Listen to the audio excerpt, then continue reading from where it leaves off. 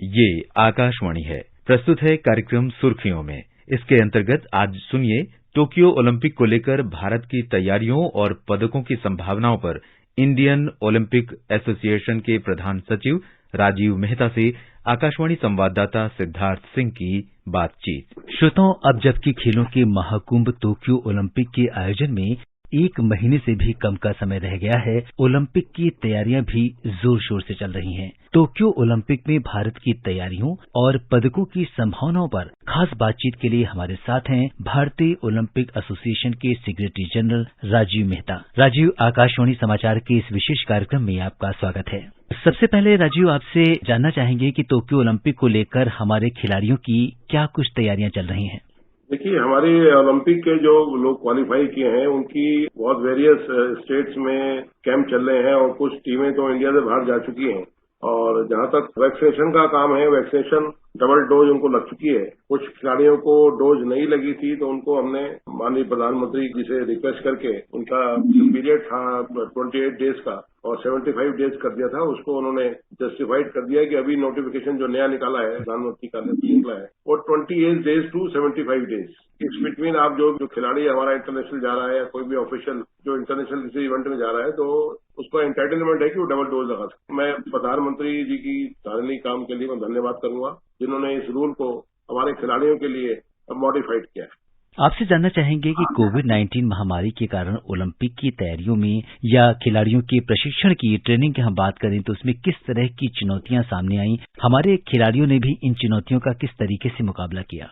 हमारा कहना यह है कि देखिए, जब कोविड का पूरा ये सिस्टम चल रहा है, हमने अपने आप को, परिवार को, अपने ऑफिस स्टाफ को सबको बोला कि आप अपने घर में रहें, अपने घर में रह के अपना ऑफिस का जो भी काम कर सकते हैं करें, बच्चे अपनी पढ़ाई करें।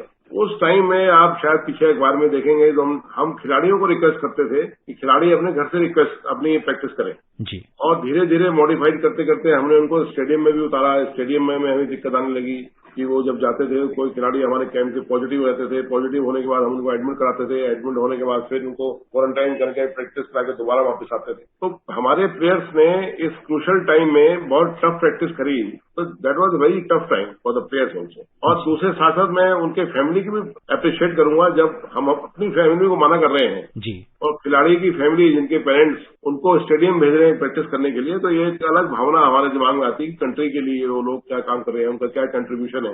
ये बहुत बड़ा कंट्रीब्यूशन है उनकी फैमिली का। इन्होंने अपने बच्चों को स्टेडियम में भेजा और स्टेडियम प्रैक्टिस करने के लिए भेजा, कैंप में उनको ज्वाइन कराया और जहां भी इंडिया की टीम का कैंप लगा था वो बच्चे वहां गए। सरकार की टॉप्स स्कीम को खिलाड़ियों और कोचेस ने काफी पसंद किया है। ये योजना क्या है और किस तरह खिलाड़ियों को इससे मदद मिलेगी? देखिए, जो टॉप की स्कीम थी सरकार की वो बहुत सक्सेसफुल ठीक रही। हमारे जो टॉप के जो मेंबर्स थे, चेयरमैन थे कमल राजगोपाल और हमारे प्रेसिडेंट आईओ भी रहे, इसमें दूसरे लोग भी रहे टॉप में, और उस टीम ने एक एक्स्ट्राऑर्डिनरी काम किया और जिस भी फेडरेशन में उनको लगता था संभावना थी इस प्लेयर को हम निकाल सकते हैं और कुछ टॉप से सहायता करेंगे, उसकी हेल्प करेंगे, उसको इंस्ट्रूमेंट देंगे खेलने के लिए, पैसा देंगे, तो हमें जरूर कंट्री के लिए वो बच्चा क्वालिफाई करेगा। और ऐसे टॉप की स्कीम्स के काफी बच्चे हमारे इसमें क्वालिफाई करे हैं, तो मैं सोचता हूँ कि एक अच्छी योजना थी सरकार की। और मेहता जी, आपसे ये भी जानना चाहेंगे कि वो कौन से खेल या स्पर्धाएं हैं जहां से हमें पदक मिलने की सबसे अधिक संभावनाएं आप देख पा रहे हैं?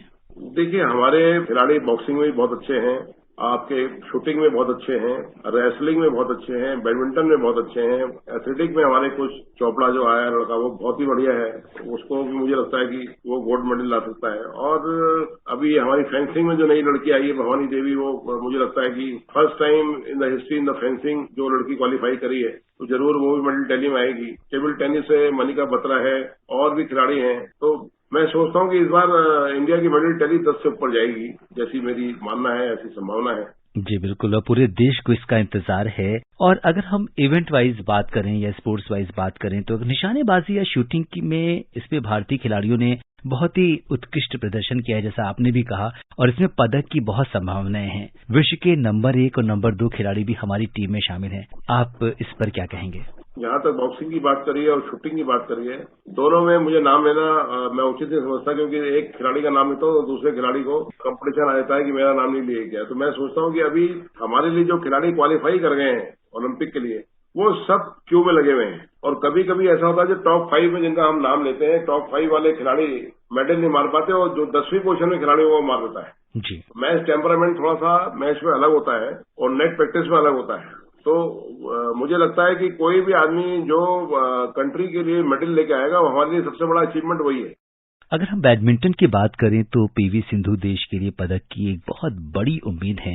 भारतीय दर्शकों को बैडमिंटन की इस गोल्डन गर्ल से बहुत ज्यादा आशाएं हैं। साथ ही बैडमिंटन में अगर हम इसके अलावा दूसरे खिलाड़ियों की बात करें तो उनकी उम्मीद पर आप क्या कहेंगे?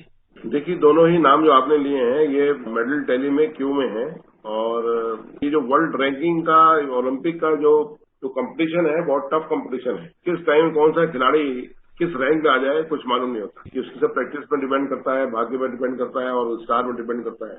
और टेबल टेनिस की अगर हम बात करें तो उसमें वेटरन शरद कमल और जो यूथ आइकन है मनिका बत्रा जैसे बड़े नाम हैं। इस बार मिक्स डबल्स को भी पहली बार शामिल किया गया है। आप टेबल टेनिस में पदकों की संभावनाओं को कैसे देखते हैं? टेबल टेनिस में हमारी जो टीम है बहुत अच्छा प्रैक्टिस किए हुए है और बहुत अच्छा एक्सपीरियंस है और मैं सोचता हूं कि जिस तरीके की परफॉर्मेंस उनकी पीछे के टूर्नामेंट में रही है, जितने मेगा इवेंट में, वो अवश्य कोई ना कोई गोल्ड लेके आएंगे। इन दोनों टीमों में से कोई ना कोई टीम हमारी गोल्ड लेके आएगी। और हॉकी की बात करें, अब इसमें पदक की संभावनाएं दिख रही हैं और पिछले दिनों हमारे खिलाड़ियों ने जिस तरीके से बेहतरीन प्रदर्शन किया है इसमें ये संभावनाएं काफी प्रबल हो गई हैं। देखिए, हमारी दोनों टीमें हॉकी की बहुत अच्छी हैं और दोनों ही टीमों ने बहुत लंबे टाइम प्रैक्टिस करी। सबसे पहली टीम है जो कोरोना के टाइम में प्रैक्टिस मैदान में आ गई थी। एक विपरीत परिस्थितियों में प्रैक्टिस करने के बाद अगर वो ओलंपिक में खेलते हैं और ओलंपिक में कुछ मेडल लाते हैं तो हमारे लिए बड़ी नई चीज भी होगी और हमारे नया अचीवमेंट भी होगा।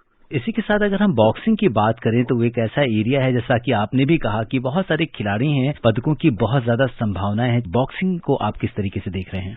देखिए, बॉक्सिंग में फर्स्ट टाइम इतने खिलाड़ी क्वालिफाई किए हैं, तो जब खिलाड़ी हमारे इतने अच्छा टेम्पो के साथ चल रहे हैं तो मैं सोचता हूँ इसमें 4-5 लोग अगर मेडल ले आते हैं तो इसमें कोई शक शुबा वाली बात नहीं होगी। और अगर दूसरे खेलों की बात करें तो भाला फेंक में नीरज चोपड़ा, कुश्ती में विनेश फोगाट, इन्होंने पिछले दिनों काफी अच्छा प्रदर्शन किया है। इन स्टार खिलाड़ियों की संभावनाओं के बारे में आप क्या कुछ कहेंगे? नीरज चोपड़ा तो मुझे लगता है कि 100% मेडल लेके आएगा लड़का, बहुत उसने मेहनत करी है। कुश्ती में भी हमारी जो फेडरेशन है बहुत सीरियस होकर काम कर रही है। मैं सोचता हूँ कि कुश्ती में भी हमारे मेडल लेकर 2 मेडल 3 मेडल आ सकते हैं। बहुत ही अच्छा काम किया। दूसरा जो हमें विशेष सूत्रों से पता चलता है कि वेट लिफ्टिंग में लड़की चानू है, वो उसको गोल्ड मेडल की हम उम्मीद कर रहे हैं। इंडियन ओलंपिक एसोसिएशन कंफर्म है कि वो लड़की गोल्ड मेडल ला सकती है वेट लिफ्टिंग में। IOA जो है, जो कि सर्वोच्च संस्था है, इतना बड़ा काम हो रहा है और खिलाड़ी बाहर जा रहे हैं। कब तक ये जो भारतीय खिलाड़ियों का दल है ये टोक्यो पहुंचेगा और कब यहाँ से वो लोग निकलेंगे? देखिए, अभी हमारी 30 जून तक क्वालिफिकेशन विभिन्न खेलों की चल रही है।